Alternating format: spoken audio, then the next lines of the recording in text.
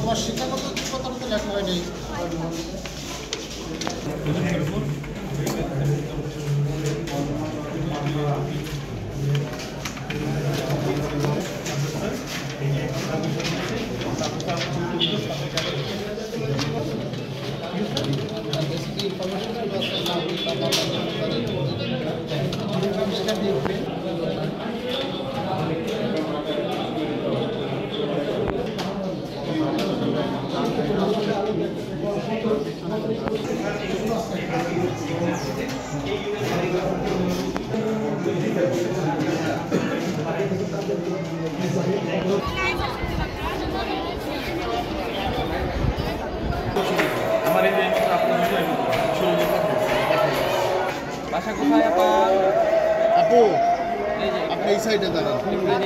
আমরা এই মুহূর্তে জাতীয় নির্বাচনের প্রস্তুতি নিতেছি, কারণ স্থানীয় নির্বাচনের কোনো কারোর কাছে রিকোয়েস্ট বা অন্য কোনো আমরা পাইও নাই।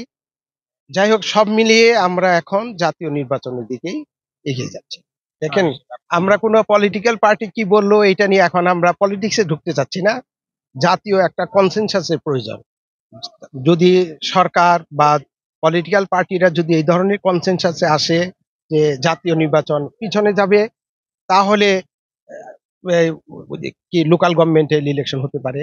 কিন্তু যেহেতু লোকাল গভর্নমেন্টের ইলেকশনের ব্যাপারে আমাদের কাছে কোনো কিছু এই মুহূর্তে কোনো রিকোয়েস্ট পাই নাই, তাহলে কাজে আর যেহেতু আমরা সর্বমহলে শুনতেছি, প্রধান উপদেষ্টা থেকে সর্বমহলে আমরা শুনতেছি যে ডিসেম্বর বা জানুয়ারির মধ্যে ইলেকশন হবে, আমরা সেই হিসাবেই এগিয়ে যাচ্ছি। আমরা সেটাই প্রস্তুতি নিয়ে যাচ্ছি এবং আমাদের হালনাগাদ ভোটার, যেখানে আমি এখানে এসেছি, হালনাগাদ ভোটার যে আপডেট হচ্ছে তাই সেটা করি, মানে সেই সেই লক্ষ্যে কাজ করতেছি। না কোনো আমরা কোনো হুমকি বা কে কি বললো এটা নিয়ে আমরা এখন জড়িত না। আমরা আমাদের মতো করে এগিয়ে যাচ্ছি। তবে রাজনৈতিক একটা কনসেনসাসের প্রয়োজন। যদি সকলে মিলে যদি এই কনসেনসাস আসে যে নির্বাচন আরো পিছনে যাবে, তাহলে লোকাল গভর্নমেন্ট ইলেকশন হতে পারে। আর যদি ডিসেম্বরে, যেটা আমরা শুনি আসছি, যে আপনারাও যেটা জানেন, ওর মধ্যে যদি কোনো কাজ করতে হয়, তাহলে মাঝখানে লোকাল গভর্নমেন্ট ইলেকশন করা আমাদের জন্য কষ্টকর এবং অনেকটা অসম্ভব মনে করি।